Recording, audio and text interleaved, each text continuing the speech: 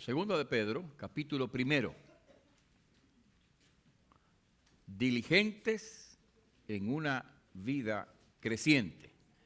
Capítulo 1, el domingo pasado leímos los versículos 3 y 4 sobre los cuales basamos nuestro mensaje. En el día de hoy vamos a fundamentar el mensaje en los versículos 5 al 7. Pero quisiera leer desde el principio el pasaje para que tomemos todo el sentido, lo hicimos la semana pasada.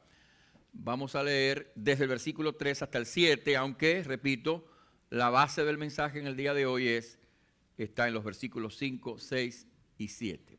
Segundo de Pedro, capítulo 1, versos 3 al 7.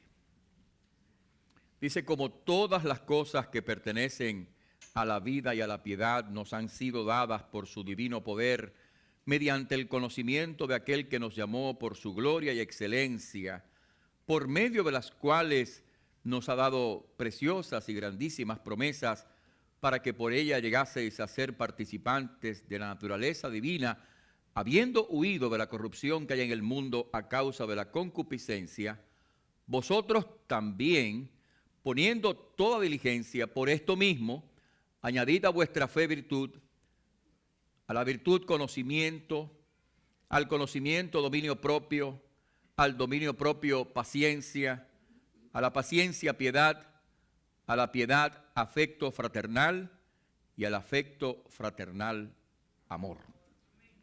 Amén. Que Dios bendiga su palabra. Oramos. Padre, nos encomendamos en tus manos y rogamos que el Espíritu Santo gobierne este tiempo y gobierne nuestros corazones y nuestros pensamientos y nuestras palabras.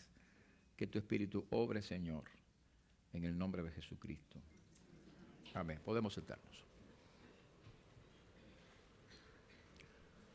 La salvación es una obra de la gracia de Dios desde el principio hasta el final. La salvación es el producto no de nuestros esfuerzos o méritos, es el resultado de la obra del Señor, quien gratuitamente nos da en Jesucristo la salvación. Este versículo, o estos versículos que hemos leído ya, versos 3 y 4, subrayan este pensamiento. En el verso 3 se nos recuerda que las cosas que pertenecen a la vida y la piedad, o sea, a la salvación, a la vida cristiana, nos han sido dadas, dice aquí el texto, por su divino poder. El verso 4 dice que Dios, a través de esa gracia, también nos ha dado grandes y preciosas promesas. Lo que significa entonces que la obra de la salvación es el producto de la gracia de Dios. No somos salvos por méritos humanos, no somos salvos por esfuerzos nuestros, no somos salvos por guardar la ley, somos salvos por la gracia y la obra de Jesucristo.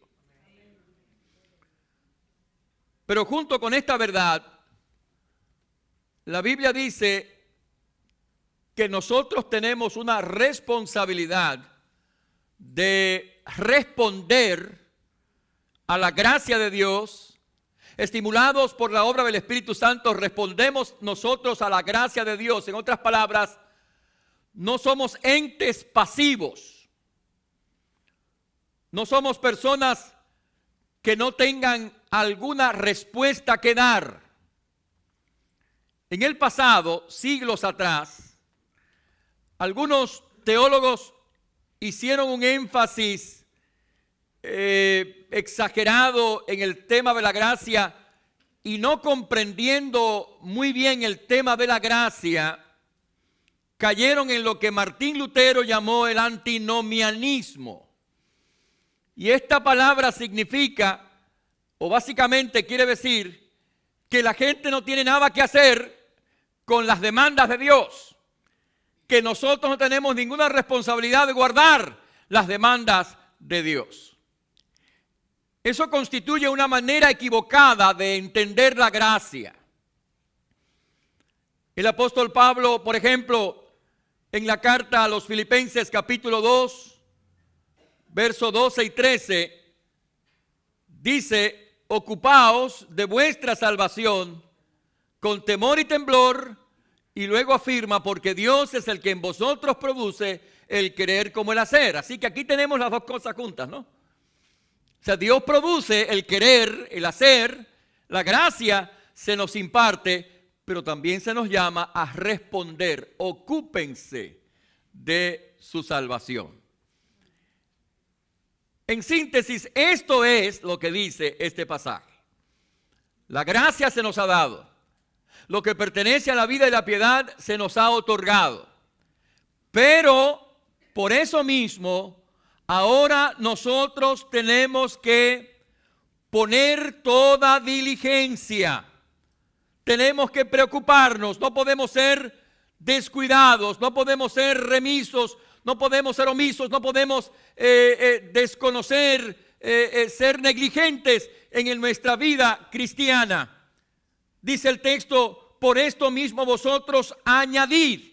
Y la palabra aquí quiere decir o se refiere a alguien que aporta algo para alguna cosa, para alguna causa. Nosotros tenemos una respuesta que dar y esa respuesta debe ser producto de nuestra diligencia, producto de nuestra preocupación por hacer la voluntad de Dios. Debemos procurar responder adecuadamente y debemos procurar no quedarnos en el estadio inicial de nuestra vida cristiana, sino continuar adelante creciendo en el Señor. De eso se trata en este pasaje. El pasaje dice que tenemos que añadir. Así que tenemos que crecer, tenemos que desarrollarnos, tenemos que ser diligentes en una vida creciente. Y para que eso sea posible, aquí nos dice la Biblia, ¿qué cosas tenemos nosotros que añadir en nuestra vida cristiana para que podamos ser diligentes en una vida creciente? Veamos qué cosas dice la palabra. Al mirar el versículo 5, tenemos que decir que para ser diligentes en una vida creciente debemos añadir a nuestra fe virtud. Ahora, la fe es algo que se da por sentado en este pasaje, porque para que nosotros podamos recibir la gracia de la salvación, debemos responder en fe al Señor. La fe es el paso inicial de la vida cristiana. Dice la Biblia, por gracia sois salvos por medio de la fe. La fe no en nuestro esfuerzo ni nuestros méritos, la fe en la obra de Cristo, la fe en la sangre de Cristo, la fe en el Calvario, la fe en Cristo Jesús. Así que la fe es la puerta inicial, es el paso número uno en el caminar cristiano, es el paso número uno en la vida cristiana. Pero no podemos quedarnos en el paso inicial. Debemos continuar añadiendo, debemos continuar creciendo. Y entonces la palabra dice en este lugar que a nuestra fe le añadamos la virtud. Este término significa excelencia, excelencia moral. Lo que quiere decir la Biblia es que no debemos contentarnos con cualquier clase de vida cristiana, que no debemos quedarnos contentos con cualquier clase de discipulado cristiano, que debemos procurar ser cristianos excelentes, ser creyentes que tengan una excelencia en su vida como creyentes, que procuren vivir de la mejor manera para Jesucristo, de tal forma que el Señor pueda ser honrado en nuestras vidas. Excelencia moral, excelencia en nuestras decisiones éticas, excelencia en todos los ámbitos de nuestra vida, excelencia en una vida cristiana que pueda ser ejemplar delante de los demás y que por lo tanto pueda honrar el nombre de Jesucristo. Excelencia moral. Cuando pienso en esta oración, pienso en lo que dice la palabra de Dios en el libro de Filipenses capítulo 4, en el verso 8 y 9 dice la Biblia: por lo demás, hermanos, todo lo que es verdadero, todo lo honesto, todo lo justo, todo lo puro, todo lo amable, todo lo que es de buen nombre, si hay virtud alguna, si hay algo digno de alabanza, en esto pensad. Lo que aprendisteis y recibisteis y oísteis y visteis en mí, esto haced, y el Dios de paz estará con vosotros. Que nuestro pensar en Cristo sea un pensar excelente, que nuestro hablar cristiano sea un hablar cristiano excelente, que nuestro conducirnos en el camino de Jesucristo en medio de los desafíos de una sociedad secular sea excelente, que nuestro comportamiento en medio de la sociedad, en medio de la comunidad, en medio de nuestros compañeros de trabajo sea excelente, de manera que podamos tener una plataforma para testificar de Jesucristo en un mundo que necesita de la ayuda y la gracia de Dios. Me dio mucho gozo, mucha alegría cuando leí en el periódico digital Baptist Standard que la mujer piloto que piloteaba el avión que milagrosamente aterrizó en Filadelfia con un motor que había explotado, es una cristiana activa en una iglesia bautista en Texas. Y si no es una cristiana de nombre, no es una cristiana nominal, ni de tradición. El testimonio que leí sobre ella, dado por los pastores de su iglesia y los hermanos de la iglesia, habla de una mujer íntegra, de una mujer con una excelencia moral. Está casada, tiene 2 hijos, casada con un piloto también. Tiene 2 hijos y ambos sirven juntos en la iglesia donde son miembros, trabajan, sirven a la gente, a la comunidad, trabajan con los niños, con los jóvenes, en fin, son personas integradas y servidoras al Señor, con un testimonio intachable. Pero no solamente eso, sino que en el medio, ese medio en el que ella se desenvuelve, que es un medio dominado por hombres, no es un medio de hombres prácticamente. Ella fue piloto de las Fuerzas Armadas y ahora es piloto comercial. Pero se dice que en ese ambiente ella mantiene un testimonio intachable, que mantiene una excelencia profesional y una excelencia ética y moral en su trabajo, incluso que ella estimula a las demás pilotos a mantener no solamente su integridad, sino su feminidad en medio de una profesión que está caracterizada o manejada por los hombres. Y alguien decía, ese testimonio de ella, de excelencia moral y de excelencia profesional, le ha dado a ella una plataforma para poder compartir a Jesucristo con los demás. Eso es lo que Dios quiere que nosotros hagamos.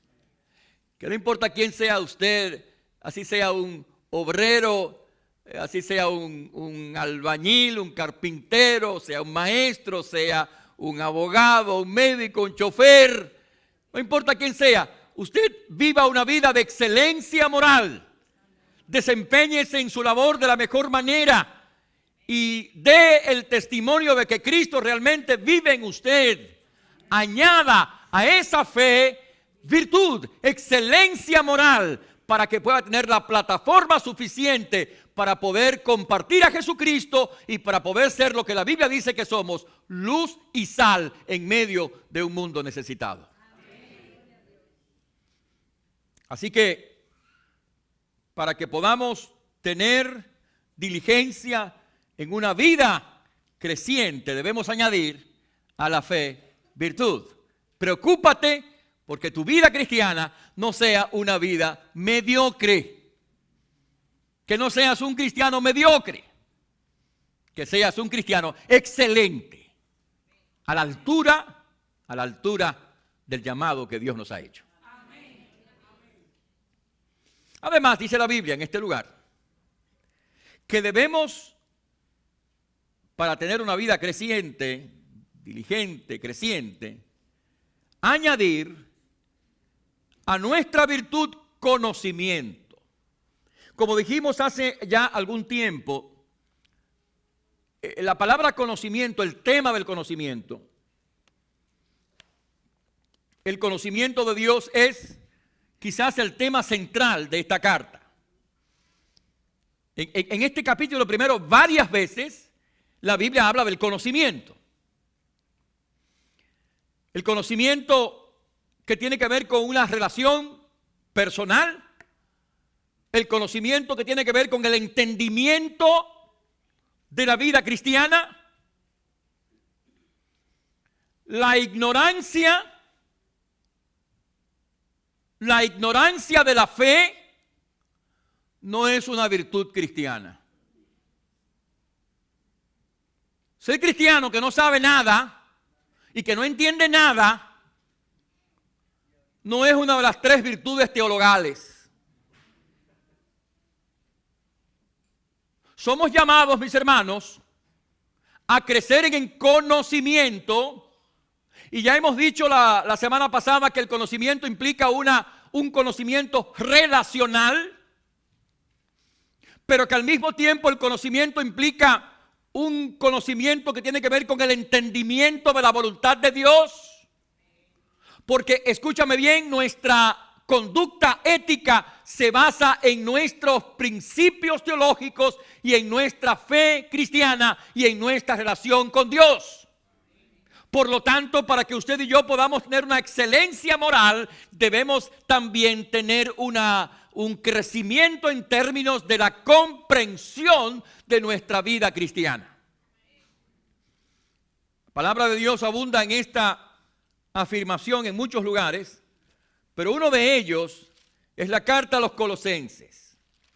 En Colosenses capítulo 1, la Biblia dice en el verso 9 y 10, por lo cual también nosotros, desde el día que lo oímos, no cesamos de orar por vosotros y de pedir que seáis, escuche bien, y de pedir que seáis llenos del conocimiento de su voluntad en toda sabiduría e inteligencia espiritual. Ahora miren esto, para que andéis como es digno del Señor, agradándole en todo. O sea, el conocimiento al cual se alude en este pasaje es un conocimiento que ilumina el entendimiento, que fortalece la voluntad, que guía el ánimo del creyente, pero no simplemente para almacenar el conocimiento o no para exhibir el conocimiento, no para hacer ostentación del conocimiento,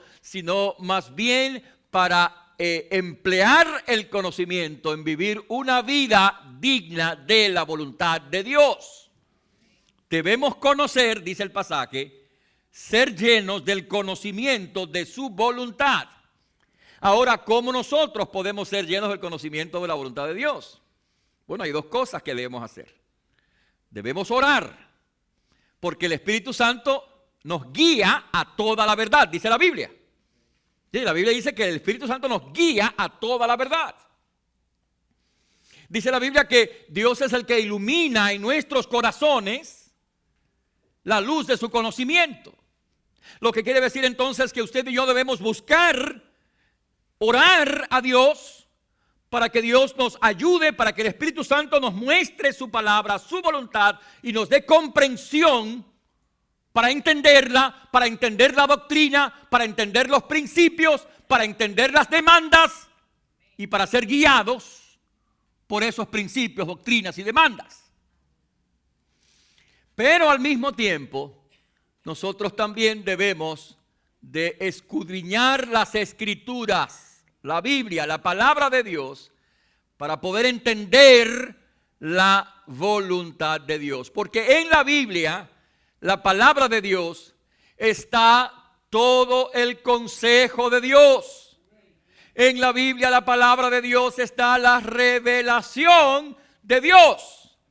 En la Biblia, la palabra de Dios, está la revelación de la persona de Dios, de la obra de Dios. En la Biblia, la palabra de Dios, está la revelación de la voluntad de Dios.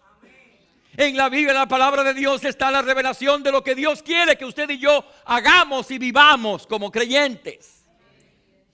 Así que si usted quiere conocer la voluntad de Dios, debe orar y debe consultar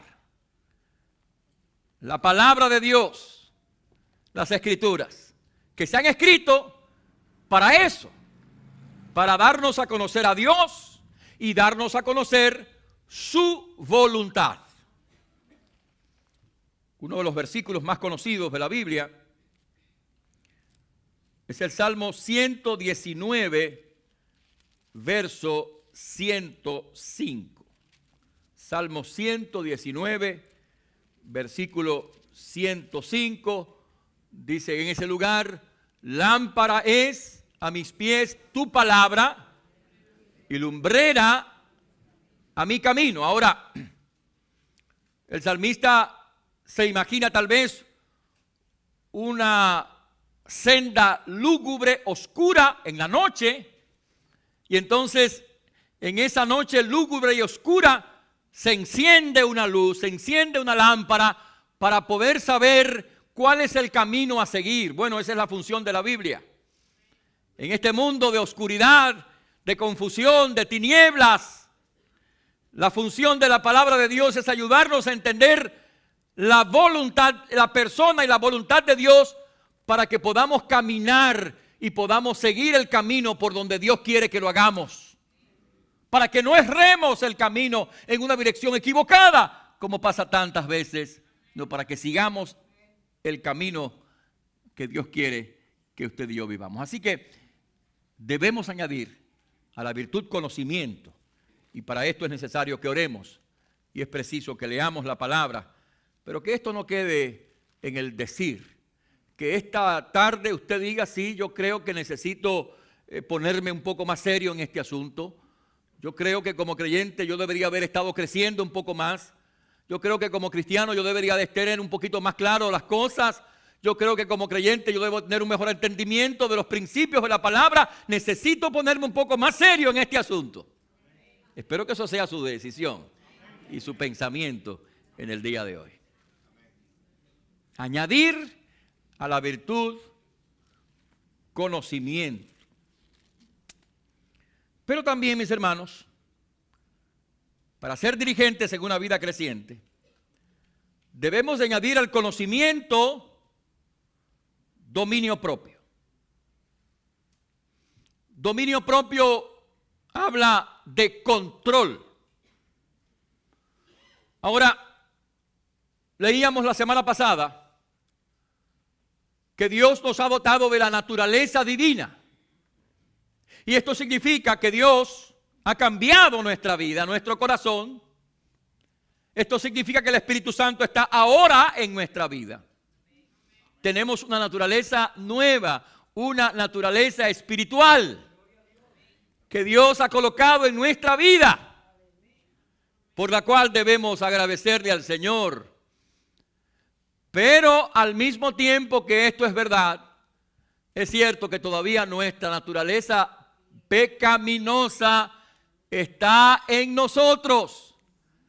Todavía el viejo hombre está presente y con más frecuencia de lo que quisiéramos saca la cabeza para tratar de controlar nuestras acciones. Y entonces nosotros nos envolvemos en acciones, conductas, actitudes que no son dignas de Dios, sino que más bien constituyen un pecado. Más de una vez nos vemos en el problema que describe Romanos capítulo 7. El bien que quiero hacer, no hago, sino el mal que no quiero, eso es lo que hago. Más de una vez, nosotros como creyentes nos vemos en este asunto. Y cuando sea así, tenemos que reconocerlo, admitirlo, pedir perdón. Así que tenemos una lucha, tenemos un problema, tenemos un conflicto interior. Pablo habla de eso en Gálatas capítulo 5. Cuando dice que el deseo del espíritu se opone al deseo de la carne. O sea, aquí deseo de la carne no es sinónimo de deseo sexual, aunque está bien incluido el tema de la sexualidad. Aquí deseo de la carne implica todo lo que envuelva lo pecaminoso, la avaricia, el orgullo, la vanidad, la ira, el rencor. Todo eso también es deseo de la carne. O sea que hay un conflicto en el creyente y muchas veces se ve envuelto en este conflicto y muchas veces tiende en la dirección equivocada. Bueno, pues el pasaje dice que apoyándonos, por supuesto, en la gracia de Dios, los creyentes debemos de ejercer, crecer, abundar, añadir dominio propio.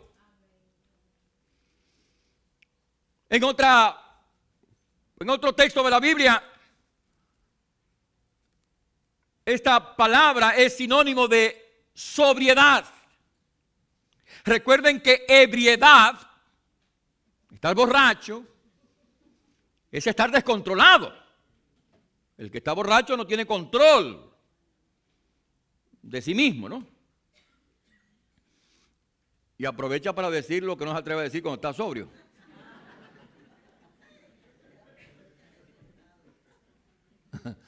Sí, después dice, no era que yo estaba borracho. Ajá.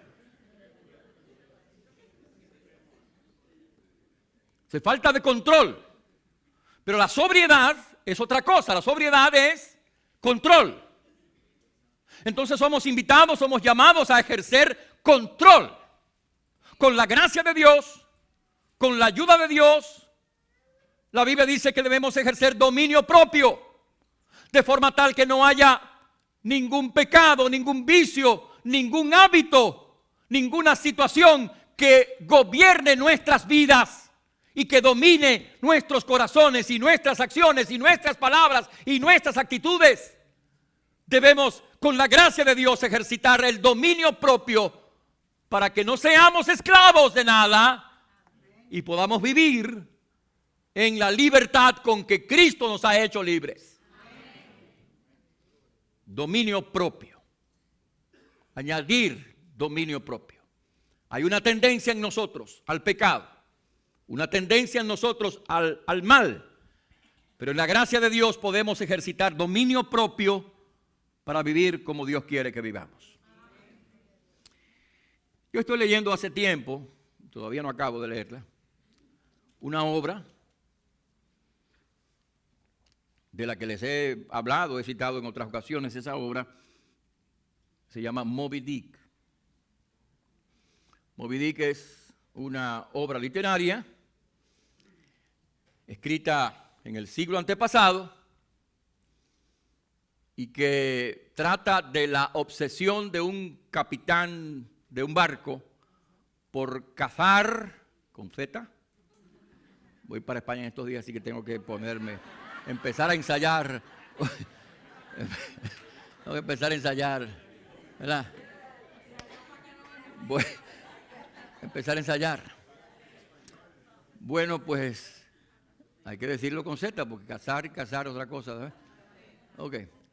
Bueno, pues la obsesión de este hombre era darle caza a la ballena blanca. Y todos sus esfuerzos y su enfoque estaba en eso. Bueno, pues en la historia que se cuenta en esa obra, se narra que en un momento determinado ellos, los tripulantes de esa embarcación, cazaron una ballena, no era la ballena blanca, era otra ballena. Le aprovecharon el aceite, que era lo que buscaban generalmente en esa época. Cortaron unos cuantos pedazos, pero dejaron la ballena amarrada, adherida al barco, a un lado del barco. Y por supuesto lo que pasó fue que los tiburones vinieron y empezaron a comer la ballena hasta despedazarla. Entonces había en el barco un tripulante que era el cocinero, que era cristiano. Y entonces el tripulante, viendo la ferocidad de los tiburones con la forma como comían de esa ballena, de ese cuerpo de la ballena, pues aprovechó para darles un sermón a la gente.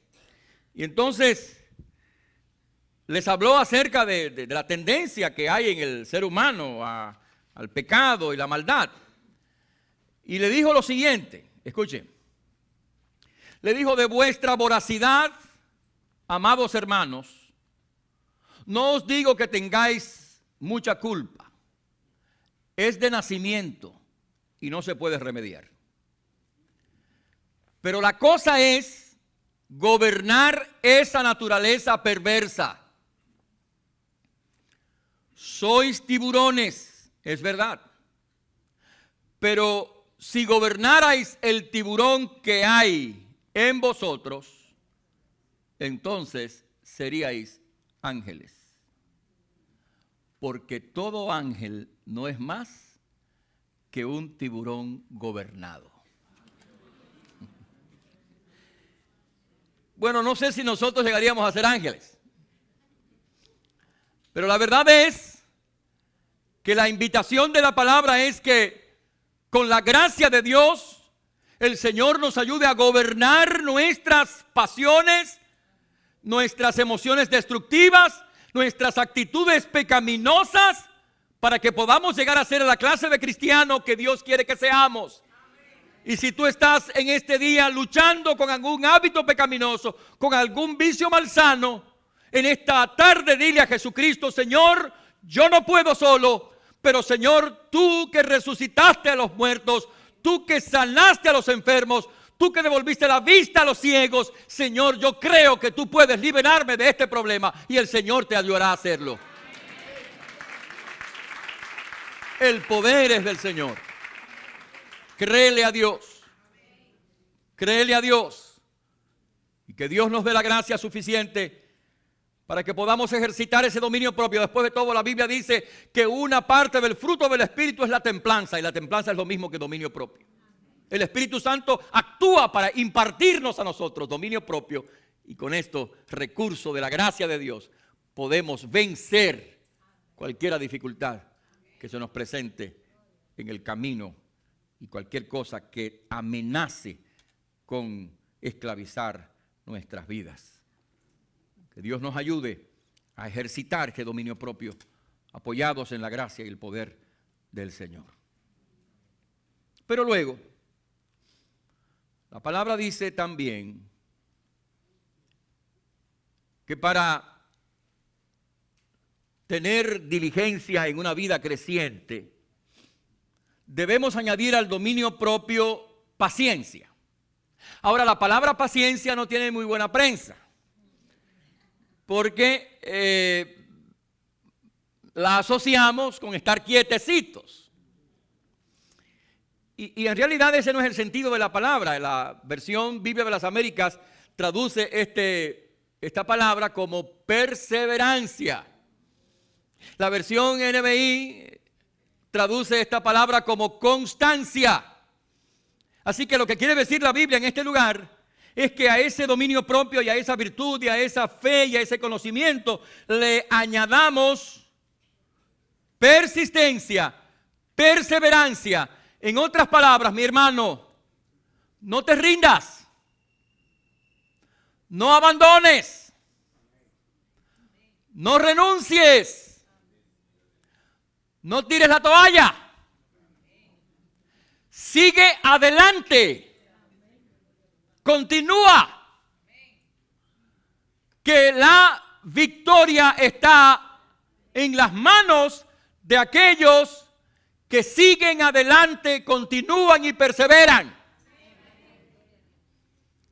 Dice la palabra de Dios en la carta a los Hebreos, y las Escrituras asocian a menudo la vida cristiana con una carrera larga, un maratón. En el capítulo 12 de Hebreos dice la Biblia: por tanto, nosotros también, teniendo en derredor nuestro tan grande nube de testigos, despojémonos de todo peso y del pecado que nos asedia, dice, corramos con paciencia, o sea, corramos con perseverancia la carrera que tenemos por delante, puestos los ojos en Jesús, el autor y consumador de la fe, el cual por el gozo puesto delante de él sufrió la cruz, menospreciando el oprobio, y se sentó a la diestra del trono de Dios. Verso 3. Considerad, atención, considerad a aquel que sufrió tal contradicción de pecadores contra sí mismo.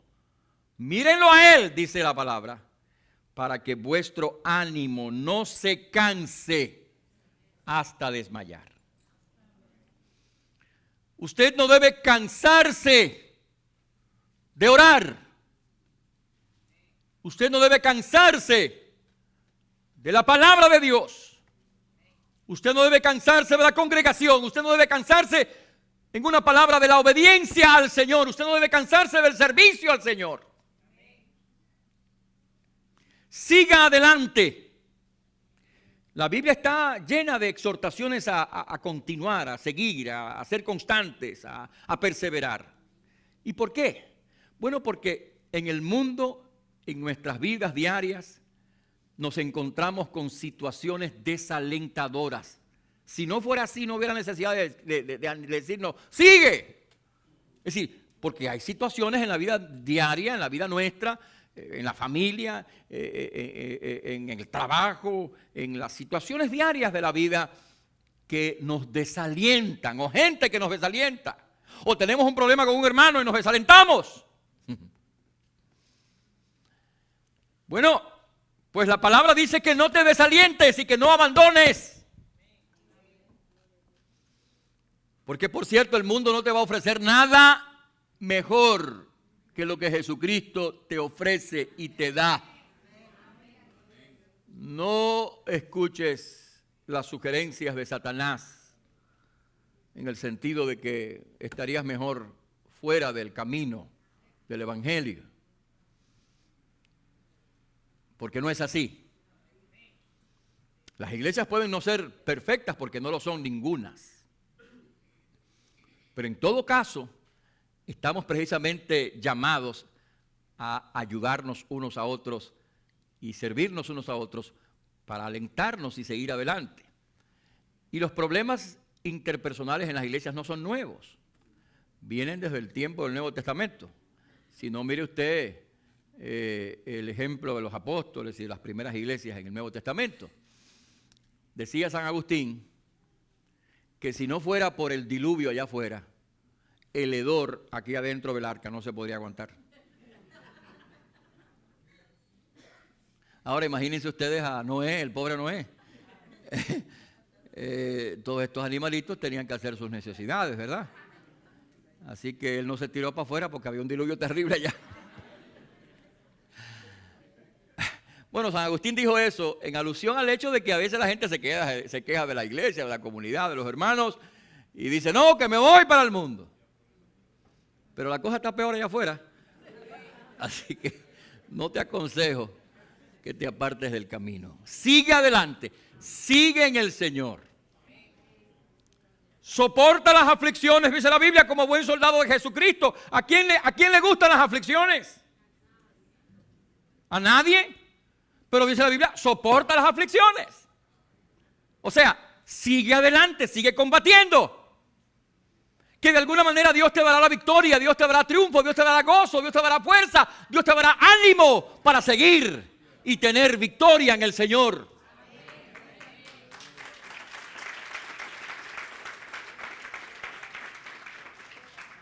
Perseverancia. Añade a ese dominio propio, añade la perseverancia. No abandones.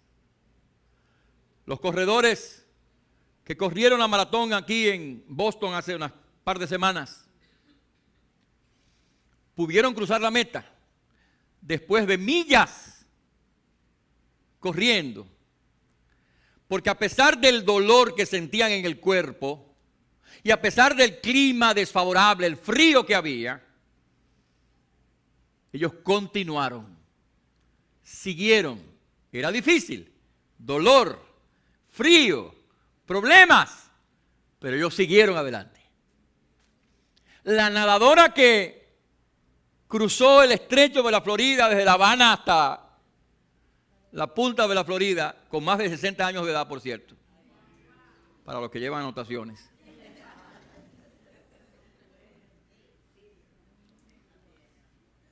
Ella siguió nadando a pesar del calambre, a pesar del frío del agua, a pesar de la oscuridad, a pesar de las olas molestas, siguió nadando hasta el final. Los creyentes necesitamos continuar adelante.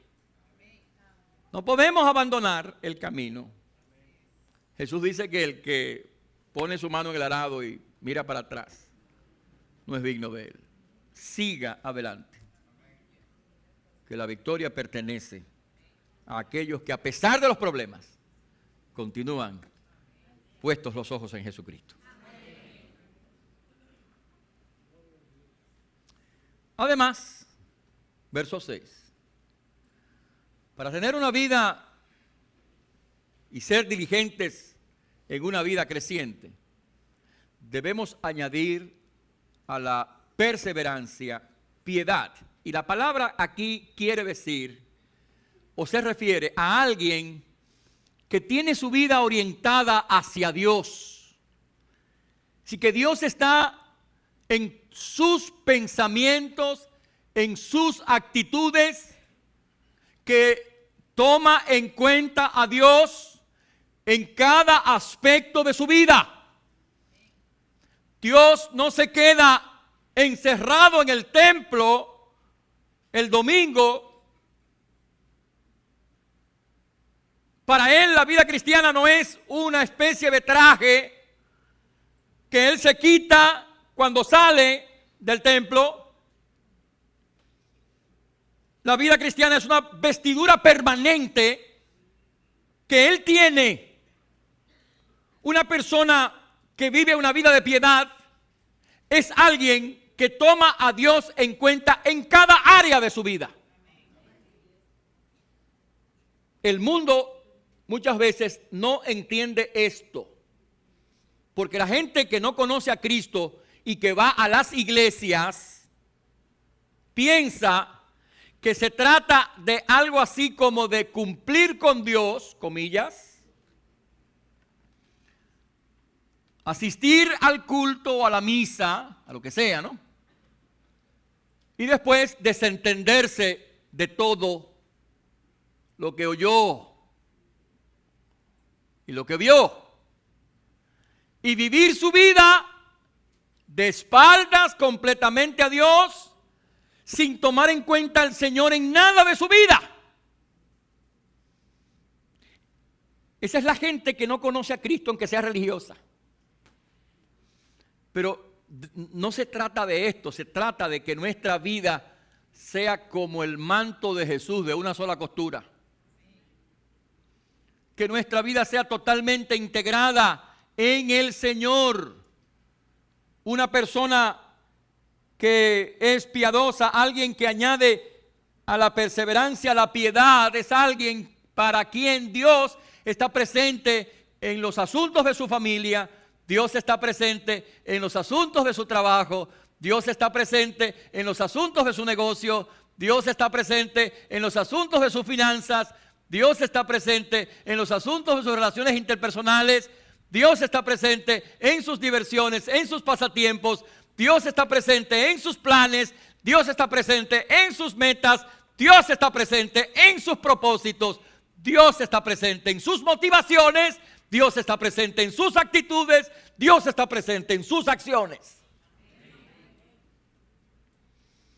Porque después de todo, nosotros somos llamados como servidores del Señor a vivir vidas integralmente rendidas a Cristo. La Biblia dice en Romanos capítulo 14, en el verso 7 y 8, porque ninguno de nosotros vive para sí y ninguno muere para sí, pues si vivimos para el Señor vivimos, Y si morimos, para el Señor morimos. Así pues, sea que vivamos o que muramos, del Señor somos. Para el Señor vivimos.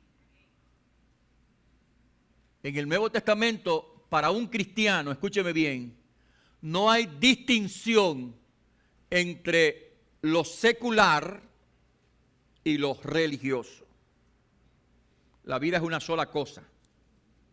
Y Cristo tiene que estar presente en todo lo que es tu vida. Eso es lo que significa piedad. Una vida que se vive orientada en función del Señor. En la Edad Media se pensaba que la única manera de servirle a Dios era ser un sacerdote o un monje en un monasterio. Los que le servían a Dios eran los que eran sacerdotes o eran monjes. Los demás no le servían a Dios. Cuando la reforma protestante se desplegó con esa bandera que proclamó la verdad del Evangelio de la gracia, la verdad de la Escritura Sagrada, los predicadores protestantes de la época ayudaron al pueblo a descubrir que cualquiera que sea nuestra vida, nuestra profesión, nuestra vocación, nuestras acciones, le servimos a Dios con lo que somos, porque nosotros los creyentes somos sacerdotes de Cristo. Usted es un sacerdote o una sacerdotisa de Jesucristo. Así que vivimos para el Señor. Piensa en términos de una vida que está orientada completamente al Señor, a su palabra y su voluntad, de forma tal que Cristo sea honrado y su nombre sea glorificado en nosotros, en nuestras vidas.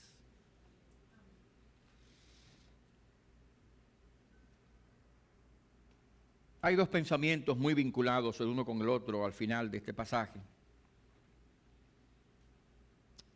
Y es que para vivir una vida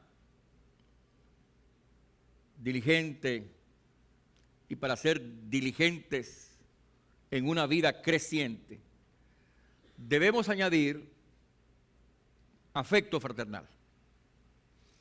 Ahora, el afecto fraternal, como dice el término, tiene que ver con el amor entre los hermanos, fraternal, amor entre los hermanos. Eso quiere decir que a nuestros principios éticos, a nuestra conducta ética, a nuestra vida correcta, a todo lo que hacemos y somos, debemos añadirle ese elemento, ese sazón de el afecto entre los hermanos, los unos con los otros. Porque luego hay cristianos avinagrados. Avinagrados, dije. No entendieron bien. Cristianos avinagrados. O cristianos amargados. Es una contradicción de términos, ¿no? O cristianos muy consagraditos y muy preocupados por esta ley, por aquella ley, por este principio y por aquel principio, pero con muy poca capacidad de buenas relaciones con los demás, con los otros. Parecen ser muy buenos cristianos, pero de lejos. Es decir, la gente prefiere tenerlos a distancia que tenerlos cerca. Porque su carácter, su forma de ser, resulta un poco ríspida, problemática. Y entonces es un creyente que no está cultivando lo que aquí dice la Biblia como afecto fraternal. Entonces necesita que el Señor vaya moldeando esas aristas incómodas del carácter para que usted pueda tener una vida cristiana que exprese el afecto, que exprese las buenas relaciones con su hermano. Y que usted pueda alentar a su hermano, animar a su hermano. Si su hermano lo necesita, amonestar a su hermano en amor. Guiar a su hermano. Participar con su hermano en el compañerismo, en la comunión, en la célula, en la congregación, etc. Usted puede estar en buenos términos con los hermanos de la iglesia. Afecto fraternal. Decía a los hermanos en el primer servicio que tengo años oyendo a hermanos citar Hebreos 12, 14. El problema es que usualmente yo escucho la cita de la segunda parte de Hebreos 12, 14. Sin santidad nadie verá al Señor, una verdad como un templo. Oigo mucho, cuando oigo citado ese versículo, eso es lo que oigo citado. Y todavía me pregunto, ¿por qué será que nunca citan la primera parte del versículo? Seguid la paz con todos. Seguid la paz con todos. Y la santidad, sin la cual nadie verá al Señor. Entonces a veces hay hermanos que quieren ponerle la cosa clara a los hermanos, ¿no? Sin santidad nadie verá al Señor. Bien, es verdad. Pero también dice el texto, seguid la paz con todos. Sí, no una paz a cualquier precio, por supuesto, pero la idea es que usted busque estar en armonía con sus hermanos. En lo que dependa de vosotros, dice Pablo en Romanos, estad en paz con todos los hombres. Busque la paz, busque edificar puentes, no edificar muros. Porque los muros separan, los puentes comunican a la gente, a las comunidades y a los países. Afecto fraternal. Dice la palabra de Dios, Efesios capítulo 6, Gálatas capítulo 6, verso 10, dice la palabra en ese precioso versículo, dice la Escritura Sagrada. Así que según tengamos oportunidad, hagamos bien a todos y mayormente a los de la familia de la fe. Así que añade a ese equipo que Dios te llama a tener, añádele este otro elemento. Añádele a esos ingredientes de ese excelente plato cristiano, añádele el sazón del afecto fraternal.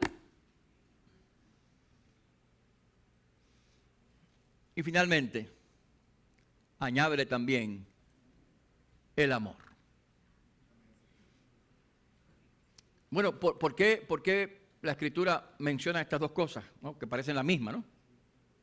Afecto fraternal y amor. Bueno, porque el amor es un término mucho más abarcador, más inclusivo.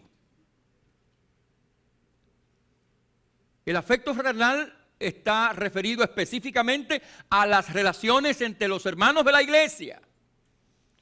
Pero el amor los incluye a todos. Jesús incluso llama a los creyentes a amar a sus enemigos, a amar a los que le hacen mal. Necesitamos una gran dosis de gracia para que esto lo podamos llevar a cabo, ¿verdad? Pero es el llamado de Dios. Es decir, el amor aquí quiere decir que no limitemos nuestro afecto, nuestro espíritu de servicio, nuestra colaboración, nuestra ayuda, nuestro consejo, nuestra palabra de ánimo, nuestra cooperación, nuestra asistencia, no la limitemos a los hermanos de la iglesia, sino que podamos darlo también a los que no conocen al Señor, a los vecinos que nos rodean, a los amigos que nos rodean, a los compañeros de trabajo que están con nosotros, a la gente que nos encontramos en la calle, que podamos vivir una vida caracterizada por el espíritu de amor para con los demás, que incluye el perdón, que incluye el socorro cuando sea necesario a los demás, la solidaridad, que incluye el servicio, aún el más humilde servicio a los demás, amor, que es el mandato de Jesús para los creyentes, no solamente a la comunidad cristiana, pero a todos los creyentes de frente al mundo. Y esto es lo que Jesús dice, ¿no? Lo que Jesús dice. En una ocasión un fariseo se acercó a Jesús. Dice la Biblia en el Evangelio de San Lucas que se acercó a Jesús para probarle, para ver si era verdad, que él le enseñaba la verdad, y él quería como justificarse, ¿no? Los fariseos pensaban que el prójimo de ellos era otro fariseo. Solamente se limitaba a eso. Entonces el hombre se acerca a Jesús y le pregunta, ¿qué es lo que hay que hacer para tener vida eterna? Y Jesús le dijo, bueno, ¿qué es lo que lees en las Escrituras?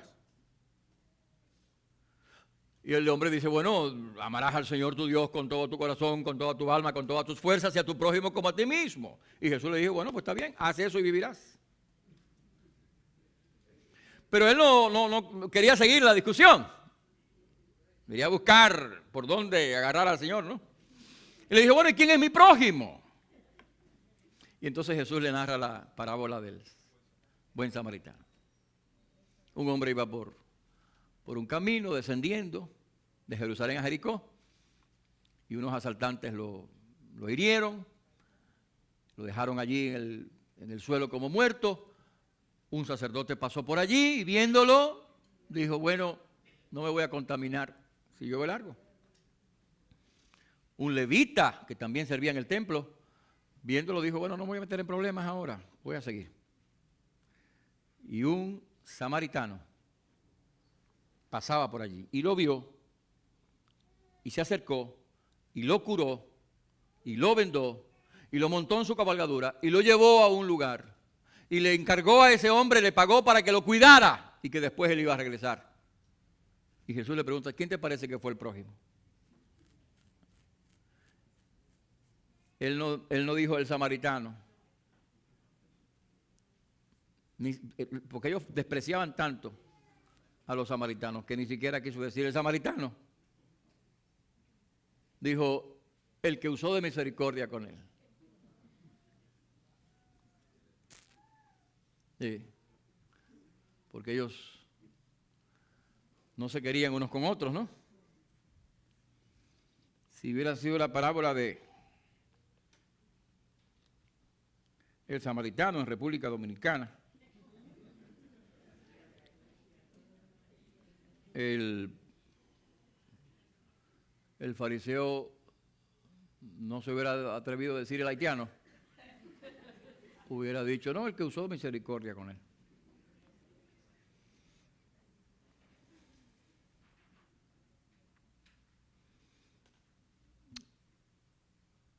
El mensaje es que nosotros vayamos y hagamos lo mismo. Que seamos llamados a amar y servir a nuestro prójimo y tener un espíritu de amor para con todos, sin excepción de ninguna clase.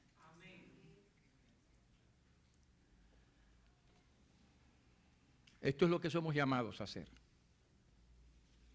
Añadir a nuestra fe virtud, a nuestra virtud conocimiento, al conocimiento dominio propio, al dominio propio paciencia, a la paciencia piedad, a la piedad afecto fraternal, al afecto fraternal amor.